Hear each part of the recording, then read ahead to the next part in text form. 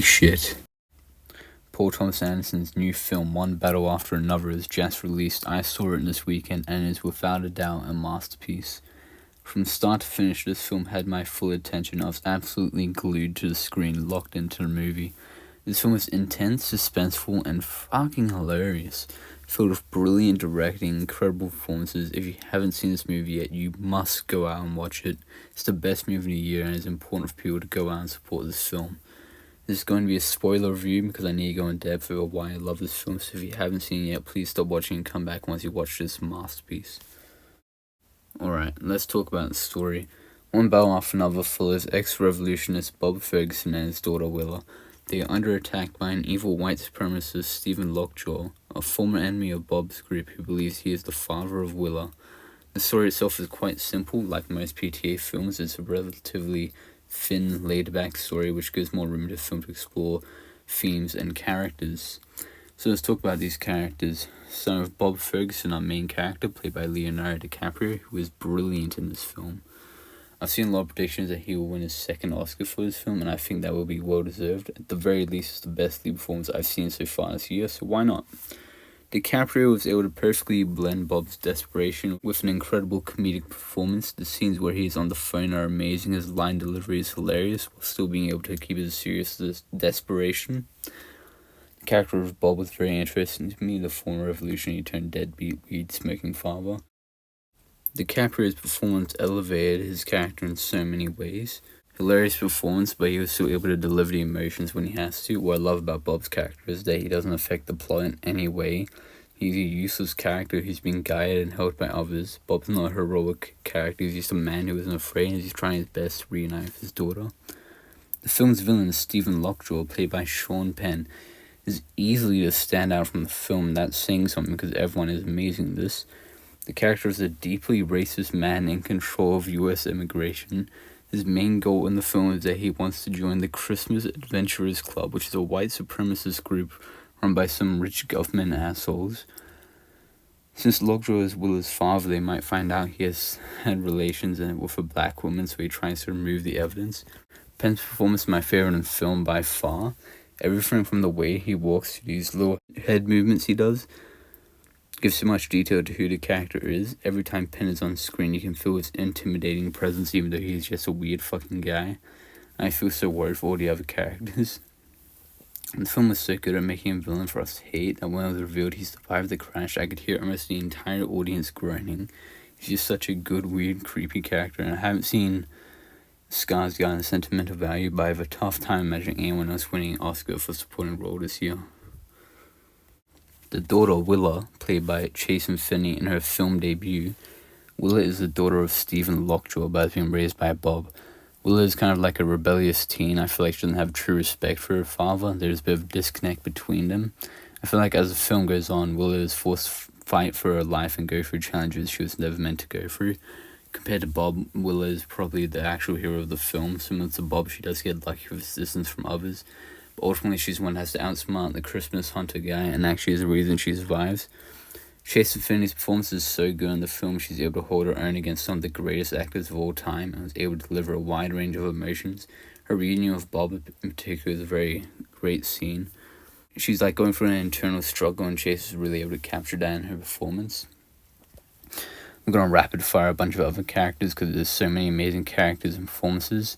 Sensei Sergio, played by Benicio del Toro, had a great comedic presence, and his character feels like a true freedom fighter. I saw someone call him a street-level superhero, and I think that's really accurate. I could see a whole film just about him. Beverly Hills, played by Tiana Taylor, the main character of the first act. She's a badass freedom fighter who is ultimately forced to give up on her life, and she sees it as her loss. So much can be said about her character and her little screen time, and the letter at the end of the film really says it all. Deandra, played by Regina Hall, another character with little screen time, and still gave a pretty good performance. I love her first scene with her and Willa. Virgil Throckmorton, played by Tony Goldwyn, pretty underrated character in my opinion. He's one of the members of Christmas Adventurers Club. I feel like he really controlled the dynamic in those scenes.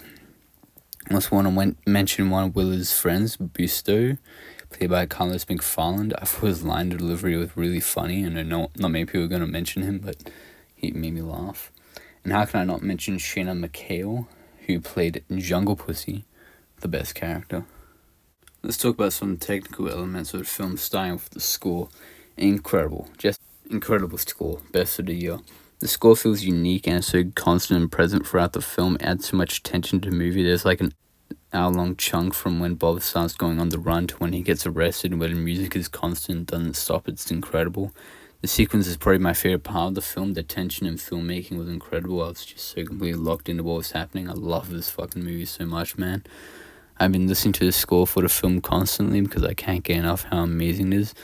The film also used plenty of needle drops and they work so well. The Dirty Work one just fits the tone so well. That Christmas song they played is such a funny little detail for that Christmas club meeting. Great stuff, man. The sound design in the film was so engaging. I love how much emphasis PTA places on sound in his movies.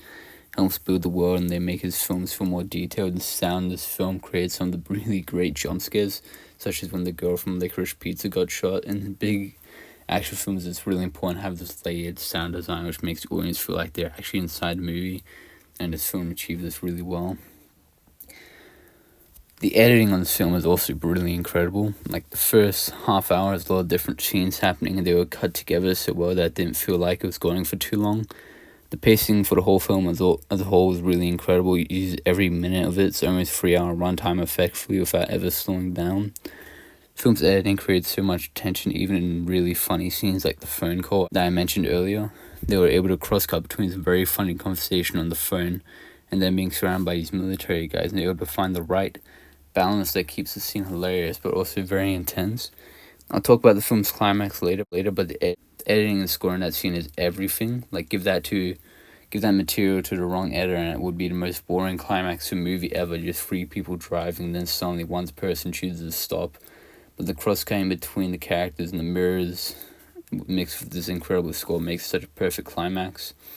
Well, man, let's just talk about that car chase as a whole, because I don't think I've ever been so locked in and amazed at a movie in years. The genius of the scene, choose the environment of the hills with the cars is so creative. I have absolutely no idea how PDA could have come up with this. But hiding where the cars are to the viewer creates like a mystery element, making the scene so intense. The camera being placed at the front of the cars so you can feel the cars moving up and down, makes you feel like you're on a roller coaster.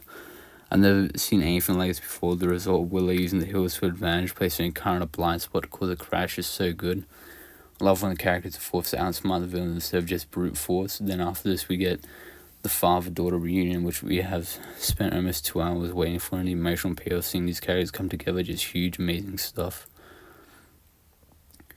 I should also mention how good the pacing was. I didn't even realize we were up to the climax before we were at least half an hour left in the movie because it just went by so quickly. I remember thinking to myself, like, how are they going to have a scene more exciting than this in the finale? Then it turns out that was the finale. And we started wrapping up and I was thinking, oh shit, I thought there was at least half an hour left. And it's pretty insane. I've never come out of a movie, especially a 2 hour and 40-minute movie, and I actually wanted it to be longer, but this is the exception. I love this movie so much. I wish it was like 30 minutes long because it was just so good. I loved how effective the humor was in this movie. It's so absurd and dark, but it worked so well. I was in pre-packed theater, but almost every comedic moment was getting big reactions.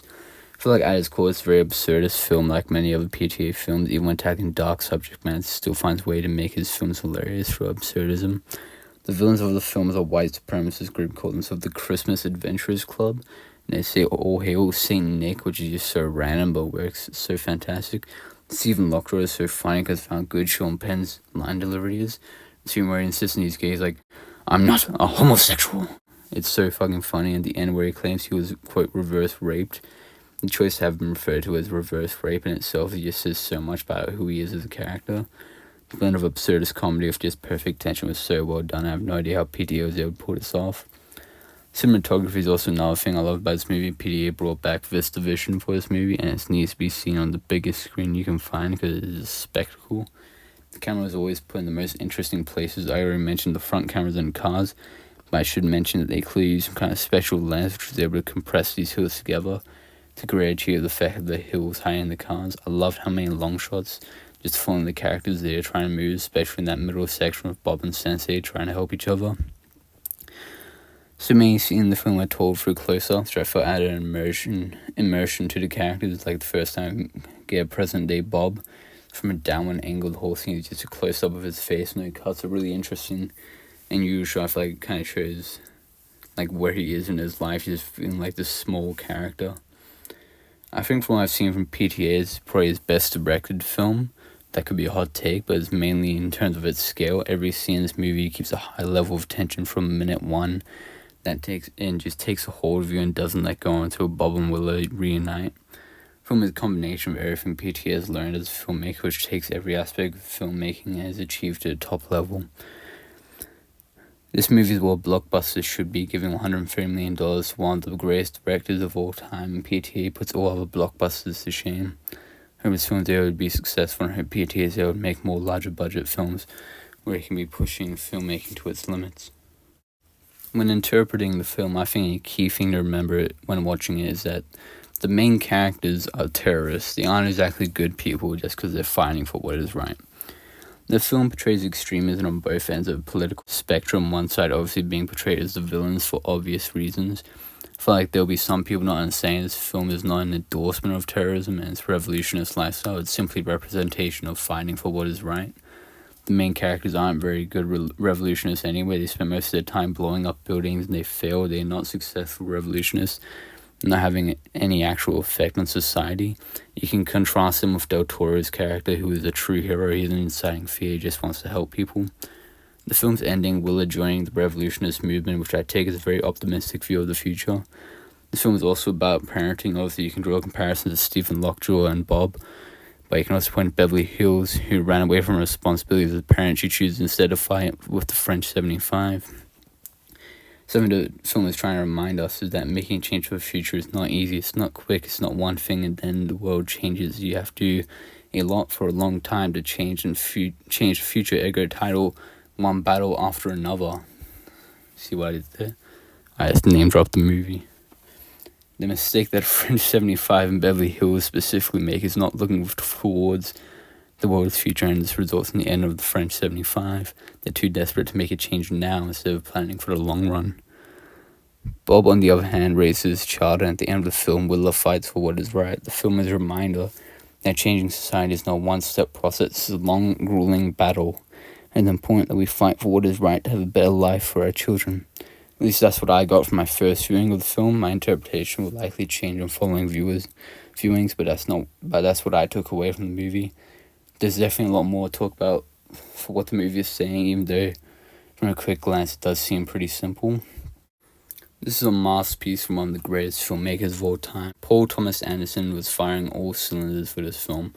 One Battle After Another is an intense film featuring amazing performances and an incredible score. Hilarious movie as well. 10 out of 10, best movie of the year without a doubt.